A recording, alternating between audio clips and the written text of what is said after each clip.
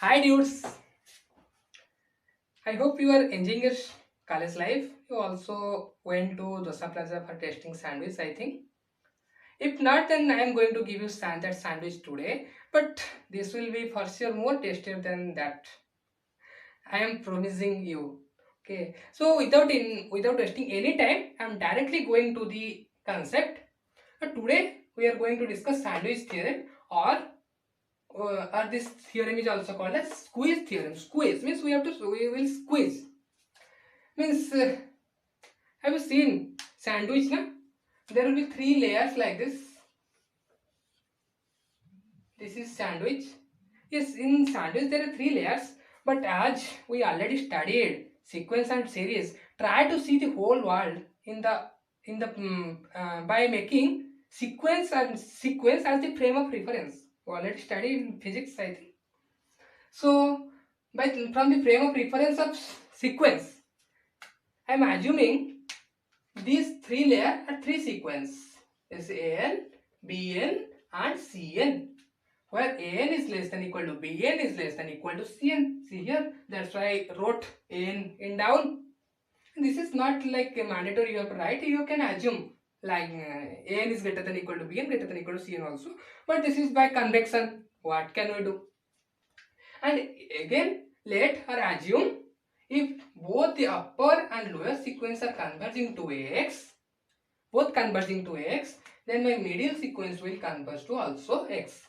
Now I wrote here, if An is greater than equal less than equal to Bn is less than equal to Cn for every n that belongs to natural number. That means what this means my A1 is less than equal to B1 is less than equal to C1 means first term of the sequence will be less than first term of the middle sequence will be less than first term of the last sequence. Similarly, A2 is less than equal to B2 is less than equal to C2. In the same manner, for every n this is valid and this sequence is converging to X and this as well as this.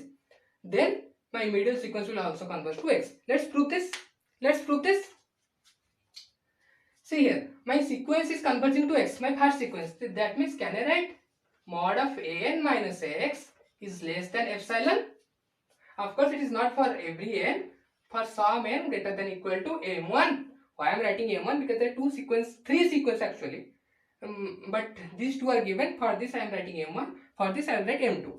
So I can write here my an will lies between x minus epsilon to x plus epsilon, or else x minus epsilon is less than an is less than x plus epsilon for some n greater than equal to m1. For in the same manner, for this sequence, what can I write?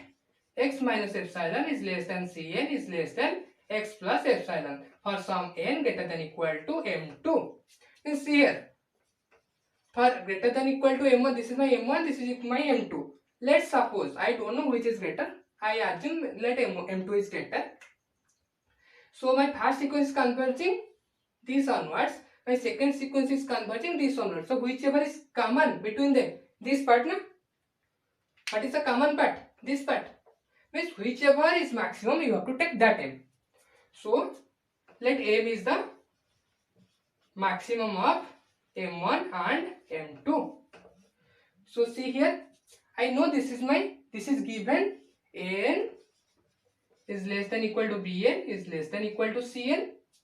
So cn is less than x plus epsilon, an is less than x minus epsilon. So can I write here? Here for some n, don't write here. So can I write here x minus epsilon is less than bn is less than x plus epsilon for some n, for some n greater than equal to m. That means my bn minus x is less than epsilon and bn is converging to x. Proof. Let's solve some problem based on this. So find limit n tends to infinity sin n by n. Find the limit of the sequence.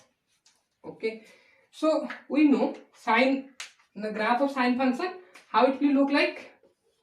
It is like this. What is the range? This is the 1. This is minus 1. The range of sine function will lie between minus 1 to 1.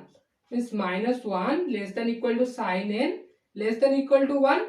I can write. but I need sin n by n na.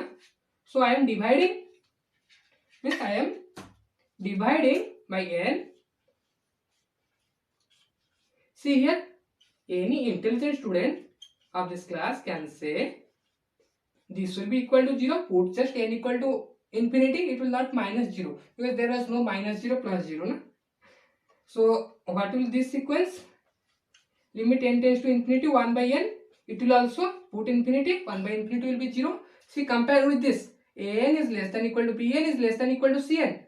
And this is converging, my an converging to 0, my cn converging to 0. So by Sandwich theorem, my this limit will be equal to 0. Understood?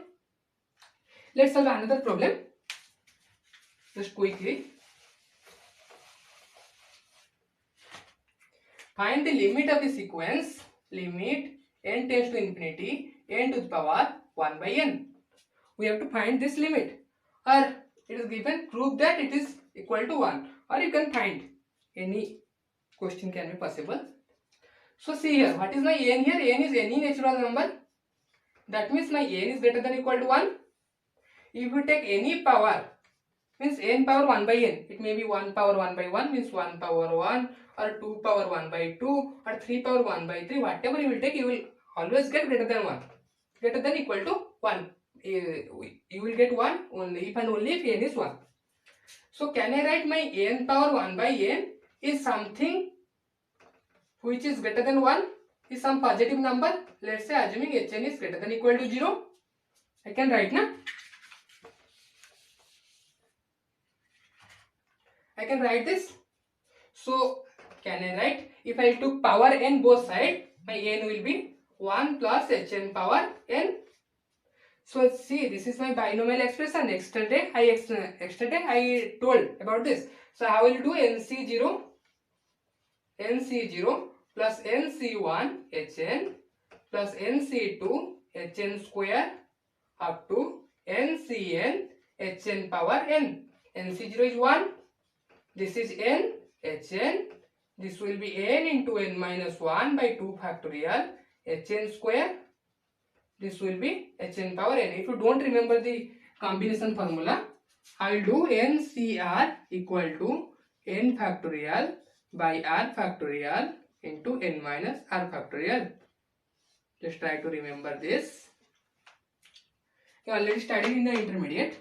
So can I write here, my n is greater than equal to 1 plus n minus n into n minus 1 by 2 factorial hn square. See here, this is my 1, this is my this term. I can write this is greater than equal to this one. So if I took 1 this side, n minus 1 will be greater than equal to n into n minus 1 by 2 factorial means 2 hn square.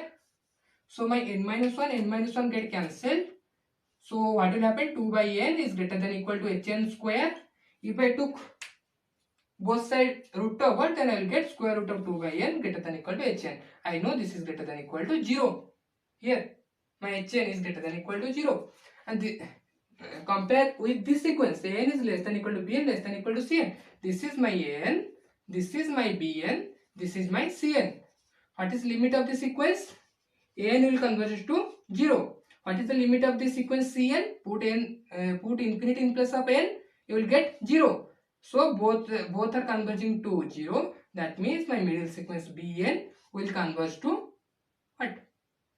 My hn. Bn, here bn is hn. hn will converge to 0. And you wrote n power 1 by n equal to 1 plus hn. You wrote now n power 1 by n equal to 1 plus hn. If you took limit both side, limit n tends to infinity, n power 1 by n equal to 1 plus limit of the sequence hn, and you prove this is 0. So this is equal to 1. Proved.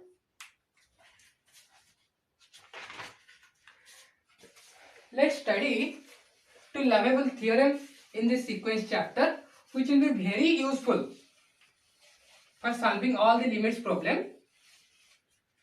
So what are the two theorems? Suppose A and B a sequence. Okay, my first case you have to find what will be limit n tends to infinity a n. So for finding this sequence, finding this limit, first just check limit n tends to infinity an plus 1 by an. Suppose this is coming as a, also less than 1. If this is coming less than 1, then it will equal to 0.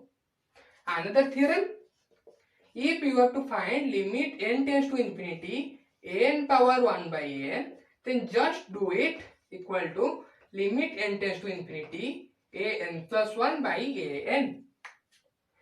If I do example, it will be more clear. So yesterday I solved one problem like this. Prove that something ऐसा कुछ था, limit n tends to infinity n factorial by n to the power n equal to 0. Something this was there, you have to prove. Okay, so I am finding this by using this theorem. See here, this is my an. What is my an? N factorial by n to the power n. Let's find n plus 1 by an plus 1 by an. It will like n plus 1 factorial divided by n plus 1 power n plus 1 divided by n factorial by n to the power n. See here, n factorial, n plus 1 factorial cancel, it will remain n plus 1, and n plus 1, 1 power will decrease. So what will happen here? N by n plus 1 power n. If I divide n in both numerator and denominator, what will I get? 1 plus this whole power n. So let's check this limit. Limit n tends to infinity an plus 1 by an equal to limit n tends to infinity 1 power 1 plus 1 by n whole power n. On that day we proved this limit equal to 1, limit equal to e. So what will get? 1 by e, which is less than 1, because what is e? The value of e is like 2.731 like this, na? So 1 by something is what will, that will be less than 1. Means by this theorem, see here, this is less than 1, so that my limit of the sequence will be 0. So this is equal to 0. Understood? So let's do one problem based on this. Just now we proved this by using sandwich theorem. Find limit n tends to infinity n power 1 by n. Just now we proved this by taking 1 plus hn like this. I am proving by using this. See here, I have to find an power 1 by n. So what is my an here? This is something power 1 by n. My an is n. So let's check limit n tends to infinity an plus 1 by an. It will be limit n tends to infinity n plus 1 by n. So I can write limit n tends to infinity. If you divide by n, it will be 1 plus 1 by n. Put infinity in place of n. What will get? 1 plus 0 as 1. So my sequence, the limit of my sequence will be 1. Understood? Hope I think you enjoyed today's class. So we'll see in the next lecture. Till then, goodbye. Tata.